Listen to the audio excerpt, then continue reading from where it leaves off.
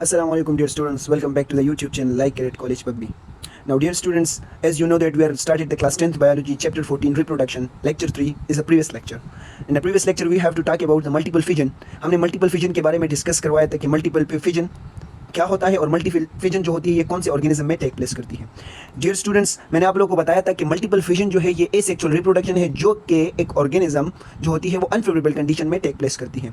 उनका मैकेनिज्म मैंने आप लोगों को समझाया था कि अमीबा जो है जब उनमें अनफेवरेबल कंडीशन होती है तो वो अपने इर्द गिर्द सिस्ट को सराउंड कर देती है। अब सिस्ट क्या चीज़ होती है? सिस्ट एक हार्ड शेल होता है जो कि 3 लेयर पे कंपोज करता है, जो कि उस ऑर्गेनिज्म को प्रोटेक्ट करवाता है किसे अनफेवरेबल कंडीशन से, या जो टेम्परेचर ज़्यादा हुआ होता है उससे वो क्या करता है, बचाता है। और उसी सिस्ट के अंदर रहकर ही वो क्या करते हैं, न्यूक्लियर डिवीजन करते हैं। ठीक है, जब न्यूक्लियर डिवीजन करने के बाद जब फेवरेबल कंडीशन आती है तो वो फिर क्या करते हैं, रप्चर हो जाती है, साइटोकाइनेसिस हो जाती है और उससे वो न्यूक्लियस जो होते हैं वो रिलीज हो जाते हैं और हर एक न्यूक्लियस के इर्द गिर्द साइटोप्लाज्म अरेंज हो जाता है जो कि एक नए ऑर्गेनिज्म में, एक नए अमीबा में कन्वर्ट हो जाते हैं। नाउ डियर स्टूडेंट्स, आज का जो हमारा टॉपिक है वो है फ्रेगमेंटेशन।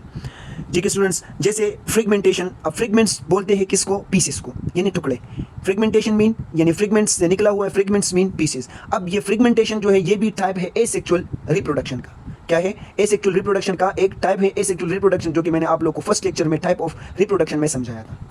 नाउ जब एक ऑर्गेनिज्म अपने रिप्रोडक्टिव स्टेज तक पहुंच जाता है, ठीक है, यानी वो इस काबिल हो जाता है कि वो अपने क्या करे, अपने नस्ल को बढ़ा सके और क्या कर सके, अपनी नस्ल कशी कर सके, तो वो क्या करता है, फिर वो ऑर्गेनिज्म अपने बॉडी को ब्रेक कर देता है। यानी उनकी जो बॉडी होती है वो ब्रेक हो जाती है। किस में से? 8 से लेकर 9 फ्रेगमेंट्स, यानी 8 से लेकर 9 पीसेज में वो क्या हो जाती है, उनकी बॉडी ब्रेक हो जाती है और हर एक फ्रेगमेंट जो होता है फिर वो एक न्यू ऑर्गेनिज्म में कन्वर्ट हो जाता है।